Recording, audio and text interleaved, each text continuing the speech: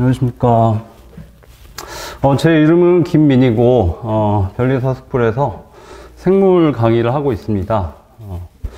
그 입문자 설명에 오신 여러분들 환영하고요.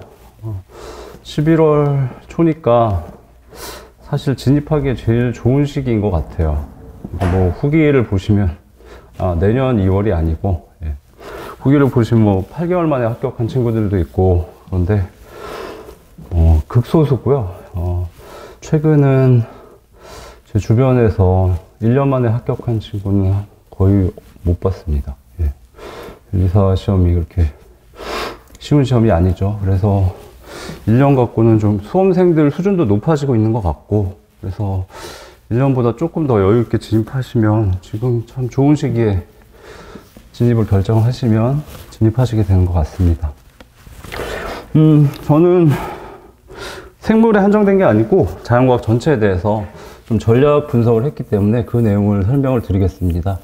자료를 보시면 내용이 굉장히 많은데 오늘 그걸 다 설명드릴 수는 없고, 올해 4월에 업데이트를 했거든요. 그래서 내용은 올해 2월 1차 시험까지 13년치 기출문제, 자과 네 과목이죠. 물리, 화학, 생물, 지학. 기출문제를 풀어보고, 뭐 4가지 팩터를 도입을 해서, 데이터를 산출하고 전략을 좀 도출을 했습니다. 그래서, 이 자료를 만든 목적은 사실 여러분들은 4과목을 동시에 다 커버를 해야 되죠. 뭐 4과목이 아니라 민법도 사실 거의 4과목에 가깝습니다. 민총부터 뭐 물권법, 그다음에 채권은 2가지로 나눌 수 있고, 그다음에 특허도 사실 거의 2과목 분량이기 때문에 상표는 1과목 10문제가 나오지만 상표도 거의 1과목 반으로 봐야 됩니다. 분량이 많습니다. 1차에서도. 디자인은 좀 적고, 그다음에 자과가 4과목. 그래서 거의 12과목을 1년 안에 소화를 하셔야 되죠. 근데 이제 자과 같은 경우에 4과목이 다 동등하게 좋은 점수를 따겠다. 거의 불가능에 가깝습니다. 그런 친구들은 거의 극소수고, 일반적으로는 힘들고, 그래서 자과 4과목의 특성하고, 자신의 이제 전공도 있을 수 있고, 자신의 특성하고 비교를 해서 전략을 잘 세우셔서 4과목을 조화롭게 하셔야 돼요. 1차에서 어려운 점은 과목이 워낙 많기 때문에 과목 간의 밸런스가 깨지면 힘들어집니다. 하기 싫은 과목이 있어도 다 잘 하셔야 돼요. 두루두루 하셔야 되고, 좀 어려운 과목이 있으면 최소 목표 점수라도 정해서 달성을 하셔야 되고요. 2차는 좀 다르지만 1차는 동시에 많은 과목을 하이스루풋으로 다루실 수 있는 능력이 합격의 관건이죠.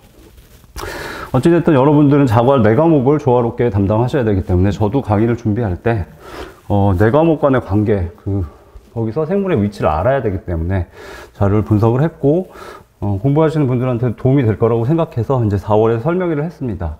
설명회는 거의 1시간 반 정도? 내용이 많아서 길게 했고, 그 내용은 별리사스쿨 홈페이지에 올라가 있으니까 이제 자세한 내용을 보고 싶으시면 그걸 보시면 되고, 아니면 뭐 자료만 훑어보셔도 되고요.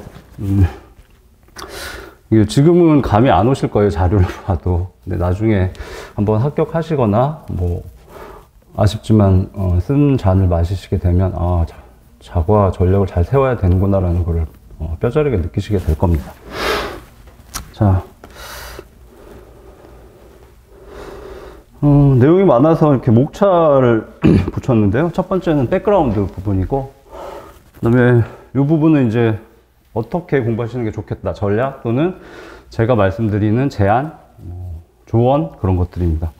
그리고 이 부분이 이제 실제로 4과목에 대해서 기출문제를 풀어보고 분석한 데이터들이고, 마지막에 이제 저는 생물을 담당하니까 생물을 어떻게 공부할지를 수록을 했습니다. 설명은 백그라운드하고 데이터를 보고, 이쪽 부분까지 할 수 있을지 모르겠어요. 그냥 핵심만 빠르게 하도록 하겠습니다. 자,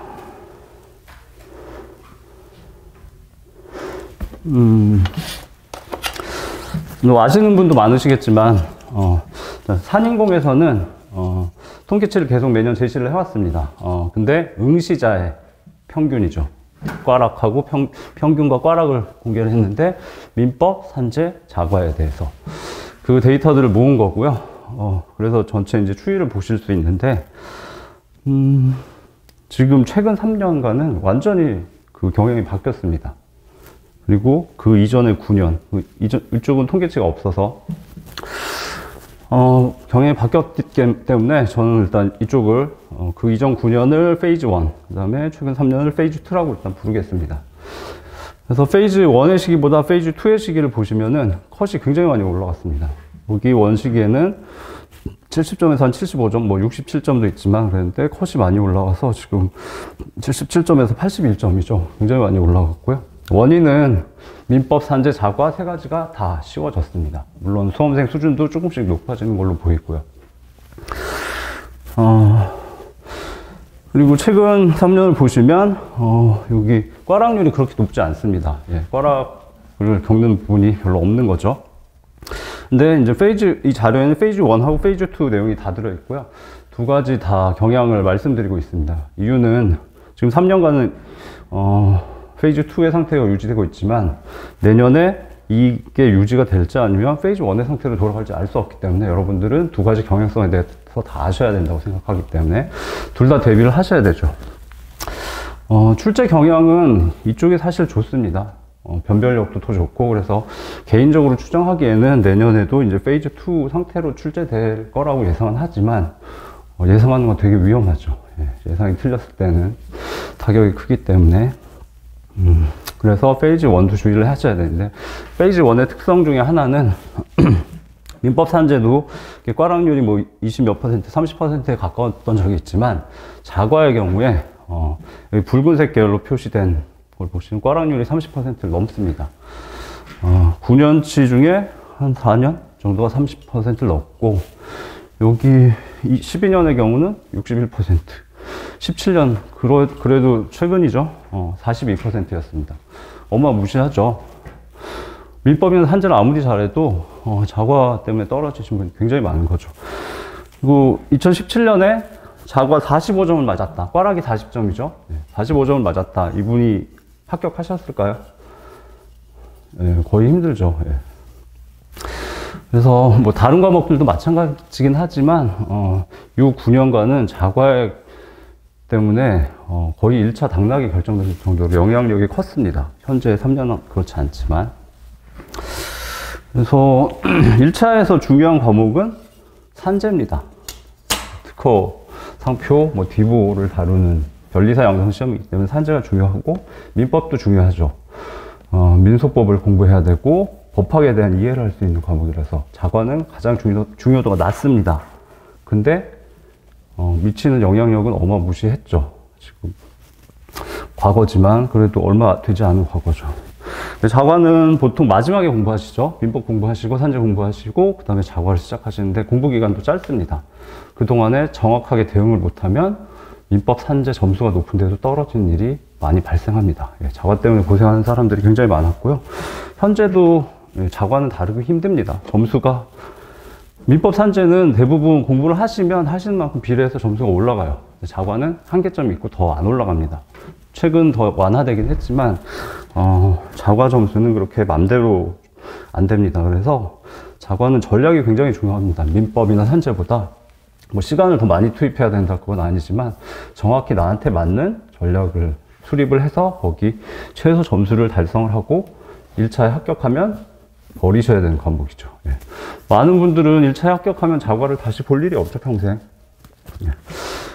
그다음에 아까 그걸 요약하면 이제 페이즈 1과 페이즈 2 시기에 컷은 7점이 올랐습니다. 민법은 4점, 산재는 5점, 자과는 7.5점이 올랐습니다. 자과가 좀 많이 올랐죠. 자과가 많이 쉬워졌다는 얘기고 다행스럽긴 한데 하여튼 자과는 한 7.5점이 올랐다고 보이고요. 이 데이터는 좀 이제 귀한 데이터가 돼버려서 일부러 집어넣은 거고요.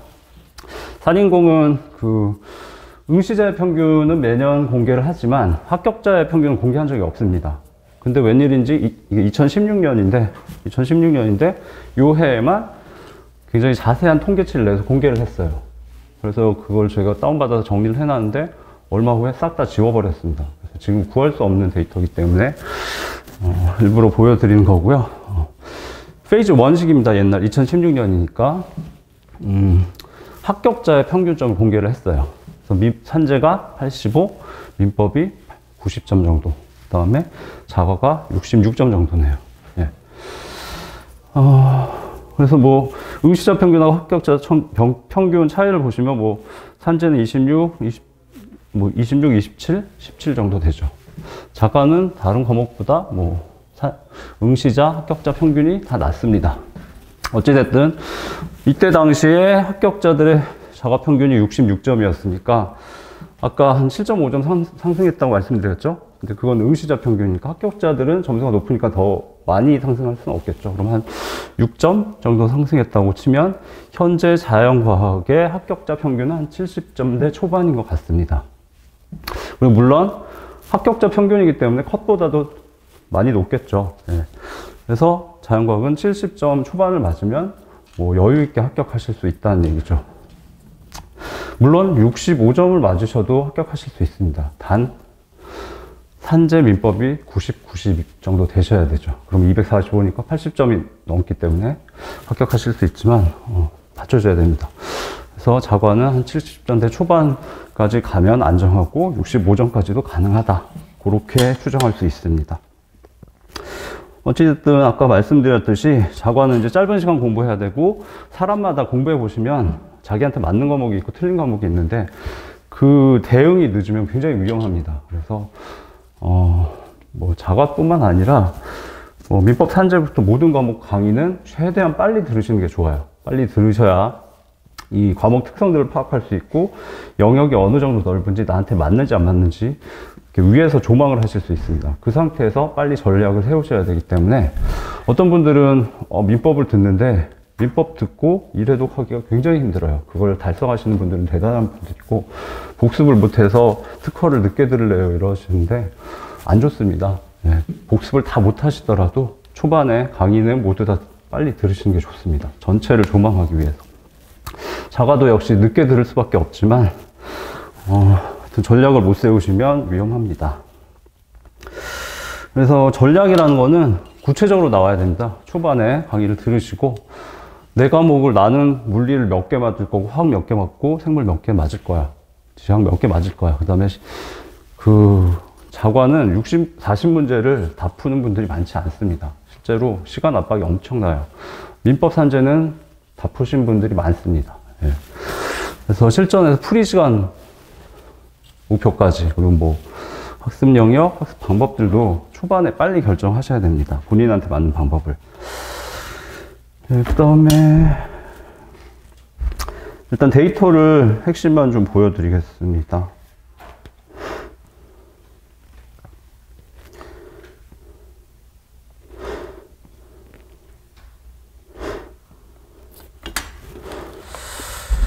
일단 13년치, 올해 2월까지 13년치 기출문제를 풀어봤고요. 4개의 팩터를 도입해서 분석을 했습니다.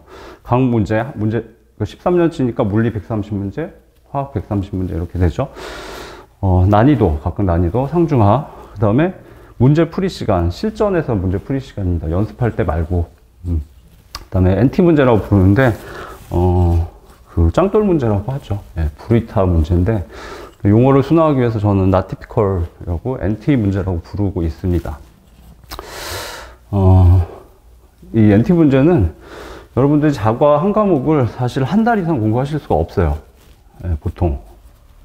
생물의 경우 비전공자가 한 달 정도 공부한다는 거는 강의를 듣고 복습을 하고 뭐 또 한 번 복습을 하든가 하고 기출문제 풀어보고 뭐 객관식 문제 풀 수 있으면 풀고 최종 정리까지 하는 내 타임을 다 더해서 한 달이라는 거죠. 한 달에 압축해서 할 수도 있지만 1년에 걸쳐서 하게 되겠죠. 그렇게 비전공자가 한 달을 공부했을 때 과연 이 문제를 맞출 수 있을까? 제가 보기엔 못 맞춘다를 주로 NT에 넣었습니다. DF는 difficult인데 뭐 물리나 화학 같은 경우에 많은데 난이도가 상이거나 중이고 실전에서의 풀이 시간이 3분 이상이면 실제로는 거의 못 풉니다. 예. 풀이 시간 3분이라고 제가 말씀드리는 거는 거의 내가 전공자 수준으로 공부를 해서 무조건 풀 수 있는데 시간만 되면 무조건 풀 수 있다 상태일 때를 말하는 거기 때문에 그 정도까지 공부하시기 힘들죠. 그래서 3분이라고 얘기하면 실제는 비전공자는 보통 4분, 5분입니다. 그러면은 그렇게 한 문제 시간을 투입하면 자과 전체 균형이 깨지기 때문에 풀기 힘듭니다. 그래서 4가지 팩터를 도입을 해서 분석을 했고요. 요약 결과를 보시면, 자, 실전에서의 풀이 시간입니다. 평균 물리 15분, 화학 20분, 생물은 한 10분 이내, 지학은 7분 정도 됩니다. 근데 이 15분이라는 건 물리 전공자가 15분에 풀 수 있다는 거예요. 전공자가 아니시면 20분 넘게 생각하셔야 되죠. 화학은 어마무시하죠. 비전공자면 거의 30분에 가까울 수 있습니다. 자, 그 다음 네 과목이 다 어려웠던 해가 있는가 보기 위해서 좀 난이도를 연도별로 봤는데, 뭐 서로 비껴가는 것 같습니다. NT 문제는 물리화학은 별로 없어요. 지학도. 사실 물리화학은 전형적인 영역에서 나옵니다. 지학도 마찬가지고. 생물은 좀 황당할 정도로 영역 밖의 문제들이 나옵니다. 제가 분석하기에는 과거에 한 30% 가깝다고 보입니다. 그러니까 지학은 여러분들이 한 달 아니라 3주? 잘하시는 분들은 처음 하더라도 2주만 투입해도 제대로 공부하시면 거의 만점 맞으실 수 있어요. 지학은 네 과목 중에 선물 같은 과목입니다. 난이도 변동도 별로 없고, 지학은 무조건 누구나 10개를 목표로 하셔야 되고, 한 개 틀리면 화가 날 정도로 공부하셔야 돼요. 근데 이제 물리화학은 난이도를 높이는 방법이 영역 밖의 문제는 안 냅니다. 영역 내부의 문제를 내는데, 많은 문제들이 계산 문제인데 계산 스텝이 굉장히 길어요. 그래서 화학은 풀이 시간이 부족하기 때문에 못 맞추는 경우가 많습니다. 물리도 좀 유사하고. 생물은 난이도를 높이는 방법이 영역 밖의 황당한 문제들을 많이 냈습니다. 그동안. 그 다음 DF, Difficult 문제는 역시 물리화학이 많고 나머지는 중요하지 않습니다. 근데 화학이 더 많습니다. 자, 그래서 뭐 풀이 시간하고 쭉 네 가지 팩터에 대한 데이터들을 넣어놨는데 그냥 넣어놓은 거고, 자, 아까 페이즈 1 상태, 그 이전 9년하고 페이즈 2 상태, 최근 3년 사이에 물화생지의 차이점을 봐야 되는데, 물론 네 과목 다 쉬워졌는데 어떻게 쉬워졌느냐면, 물리하고 화학의 경우는 그 이전 9년보다 실전에서 문제 풀이 시간이 그래도 짧아졌습니다. 좀 리즈너블하게 그래도 풀 수 있겠다 정도로 짧아졌습니다. 난이도는 유사한 것 같아요. 그러니까 계산 스텝들이 좀 적은 문제들이 많이 나온 거죠. 그 다음에 저 NT 비전형적인 문제, 짱돌 문제죠.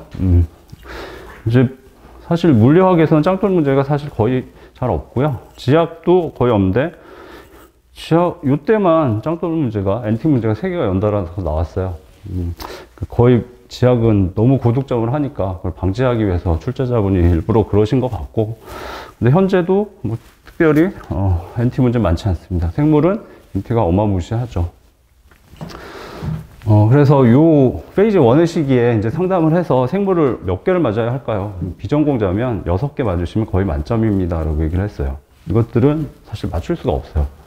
전공자나 볼 수 있는 부분이고, 생물도 페이지 1 시기와 페이지 2 시기에 달라진 점은 요 NT 문제가 여기 NT라고 표시했는데 NT가 아니라고 할 수도 있어요. 좀 분류가 애매모호한데, 최근 2년은 아예 NT 문제가 안 나왔습니다. 예. 그래서 특징이 NT 문제가 안 나온다가 변화 특징이라고 보시면 되겠습니다. 출제 경향이 좋아진 거죠. 실제로 공부한 만큼 점수를 얻을 수 있기 때문에. DF는 역시 물리, 화학이 많고 화학이 더 많습니다. 그래서 뭐 전체 풀이 시간 있고, 그다음에 뭐 물리하고 화학의 실전에서의 풀이 시간이 제일 압박이 심하거든요. 그래서 둘 다 풀이 시간이 길었을 때가 있는지를 비교를 해봤는데, 이게 길었을 때를 표시한 건데 좀 서로 비껴가고 있죠. 그래서 뭐 물리하고 화학 출제자분들이 협의는 하시는 것 같습니다. 그 다음에 이제 난이도를 상중하로 처음에 평가를 했는데, 실제로 난이도는 문제 풀이 시간이 고려가 돼야 되더라고요. 다 풀 수가 없기 때문에. 그래서 화학을 푸는데 20분이 걸렸다. 보통 화학 20분, 물리 20분, 생물지학 20분 정도입니다. 근데 생물지학은 공부를 많이 하시면 15분, 10분까지도 단축할 수 있어요. 물리는 15분 정도까지. 화학은 남은 시간을 다 투입해서 풀어야 됩니다. 근데 어찌됐든 화학을 한 20분 정도에 풀어야 된다고 봤을 때, 같은 난이도라도 20분에 풀 수 있는 문제하고 40분에 풀 수 있으면 물리를 못 풀잖아요. 난이도가 사실 2배거든요. 그래서 웨이팅 팩터를 도입을 해서 40분이 걸리면 난이도가 2배 증가하고 30분이 걸리면 150%로 증가하게 이렇게 보정을 했습니다. 그 다음에 이거는 꽈락률 데이터인데 보정을 한 난이도 데이터하고 연도별로 표시를 한 다음에 붉은색이 이제 어려웠던 해거든요. 그거하고 응시생의 꽈락률하고 비교를 좀 해봤습니다. 그러니까 어떤 과목이 꽈락률에 크게 영향을 미치는가. 근데 저는 당연히 화학, 물리가 영향을 미칠 거라고 생각했는데 좀 당황스러운 결과가 나왔는데 보시면은 생물이 거의 일치합니다. 붉은색이 꽈락률이 높을 때거든요. 생물이 일치하고 그 다음 지학이 좀 일치하고 화학은 꽈락률하고 별 상관이 없어요. 물리도 좀 상관이 적고 연관관계가 적고 그래서 이걸 해석하기 좀 어려웠는데 결국 조심스럽게 해석한 거는 보시면 이 13년간 응시자의 자과 평균은 한 45점 정도 됩니다. 그것까지 고려해보면 많은 응시자분들은 대부분 지학에서는 당연히 8개, 9개 쉽게 땁니다. 나머지 점수는 생물에서 따고 화학에서는 거의 못 따고 물리에서 조금 따는 것 같습니다. 예. 그래서 여러분들이 이런 패턴을 벗어나야 되죠. 예. 근데 벗어나기 힘듭니다. 1년 동안 열심히 하시면 비슷한 패턴으로 가시게 됩니다. 그러니까 조금 사소한 차이를 둬서라도 남들하고 다른 패턴을 가져야지 성공할 수 있겠죠. 그래서 어디에 집중을 해야 되는지 생각을 해봤는데 지학은 뭐 고민할 게 없습니다. 예. 지금 이제 세 분이네요. 세 분이 강의하시는데 지학은 사실 전에 기존에 강의하신 두 분 다 저는 사실 변시 1차 공부를 해봤거든요. 두 분 강의를 다 들었는데 다 훌륭합니다. 예. 지학을 점수를 못 맞으면 그건 강의 탓이 아닙니다. 본인 탓입니다. 예. 어느 분 강의를 들으셔도 되고 사실 난이도 변동도 적고 어렵지 않습니다. 예. 비전공자도 충분히 10개 맞으실 수 있으니까 무조건 10개 목표로 하시고 생물의 경우는 지금 이제 최근 3년에 NT가 나오니까 좀 다르긴 한데 만약에 NT가 어느 정도 나온다면 NT는 버리셔야 됩니다. 버리고 티피컬 영역 내 문제 중에서도 난이도상 버리시고 그렇게 따지면 영역 내의 티피컬 프로블럼 중에서 중화를 따지면 10개 중에 7개입니다. 여기에 집중해서 맞추시면 됩니다. NT 문제 맞추겠다고 쓸데없는 영역 공부하시면 가성비가 떨어집니다. 거기에 집중하시는 게 맞고 최근은 또 NT가 줄었으니까 더 뭐 8개, 9개까지 보셔도 됩니다. 핵심적인 기본 영역에 집중해서 공부하시는 게 맞고 물리화학은 난이도 하에 집중하시면 됩니다. 예. 화학은 난이도 하가 뭐 4.6 그럼 11문제거든요. 그래서 지학에서 9개 맞고 생물에서 7개 맞고 여기서 11개 맞으면 27개 그러면 뭐 67.5점이죠. 민법 산재가 받쳐주면 충분히 합격할 수 있는 점수입니다. 예. 그렇게 접근하셔야지 물리화학에 뭐 어려운 거를 꼭 풀겠다, 생물의 NT를 풀겠다, 이거는 좋은 접근법이 아닙니다. 그러니까 강의하시는 분들이 다 얘기하실 거예요. 남들 못 맞추는 거 맞추려고 해서 합격하는 게 아니고 남들 맞추는 건 기본적으로 맞추고 맞추면 합격할 수 있는 겁니다. 그 다음에 물리화학은 좀 그게 중요해요. 실전에서 문제풀이 시간이 중요하기 때문에 물리가 약간 한 2문제 정도 더 맞출 수 있습니다. 화학보다는 뭐 전공에 따라 다르지만 일반적으로. 근데 중요한 거는 공부를 하시면서 이 문제를 시험장에서 딱 접했을 때 내가 이 문제를 취할 건지 풀 건지 버릴 건지, 아니 버린다기보다는 남겨놨다 나중에 풀 건지를 빠르게 식별할 수 있는 능력이 중요합니다. 그래서 그걸 하기 위해서는 저는 추천드리는 방법이 물리화학 강의를 듣고 문제풀이를 하실 때 난이도하고 내가 풀 수 있는 시간을 계속 표시하시면서 유형들을 찾아내는 거죠. 내가 잘 대응할 수 있는 유형들을 모아야 됩니다. 그래야지 실전에서 취사 선택을 빠르게 하실 수 있습니다. 그게 핵심 능력이라고 보이고 있죠. 그렇게 되고 생물에 대해서는 여기 잠깐 기출 분석표를 넣어놨습니다. 그래서 여기 편제죠. 교재마다 다르긴 하지만 매칭시키면 되고, 그래서 13년간 문제들에 대해서 제목을 붙여놨습니다. 그래서 뭐 모든 과목이 그렇지만 기출문제를 생물은 여러 번 풀어보시길 권하고, 기본 강의 들은 다음에 최소한 3번은 풀어보셔야 돼요. 생물은 영역이 넓기 때문에 헤맵니다. 어디를 어떻게 공부해야 될지 모른다. 그래서 기출문제를 한 3번 풀어보시면 머릿속에 매핑이 됩니다. 어느 영역에서 많이 나오고 어느 정도 깊이로 나오고 어떤 특성을 가진 문제들이 나온다를 머릿속에 넣으셔야 돼요. 그리고 기본서를 보셔야 정확하게 필요한 부분을 밀도 있게 보실 수 있습니다. 그래서 이용하시라고 여기 넣어놨고요. 그 다음에 요거는 편제고 요거는 색깔이 다른데 요거는 출제 경향이 비슷한 것끼리 묶었습니다. 그리고 뒤쪽에 설명을 달아놨으니까 나중에 생물 공부하실 때 좀 유용하게 쓰셨으면 좋겠고요. 그 다음에 이제 제 전략 부분을 말씀드려야 되는데 시간이 뭐 다 돼서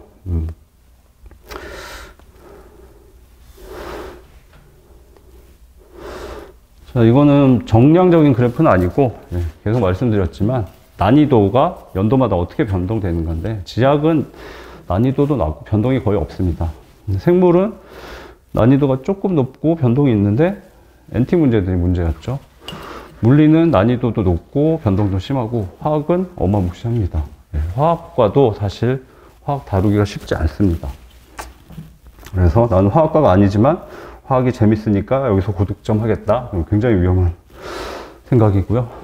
이거는 투입한 시간별로 어느 정도 점수를 가져갈 수 있는가라는 그래프였고, 그 다음에 얘는 이제 페이즈 1의 시기에는 일반적으로 얻을 수 있는 점수가 물리는 한 6점, 화학은 한 4점, 생물은 5, 6점, 뭐 지학은 9개, 10개 이렇게가 맞다고 말씀드렸는데, 이제 페이즈 2의 시기는 약간 다르죠. 좀 쉬워졌기 때문에 물리화학은 한두 문제씩 더 볼 수 있고, 생물은 NT가 안 나오면 비전공자도 7개, 8개, 9개 보실 수 있습니다. 뭐 열심히 하시고 잘 맞으면 만점도 맞을 수 있는 상황이죠.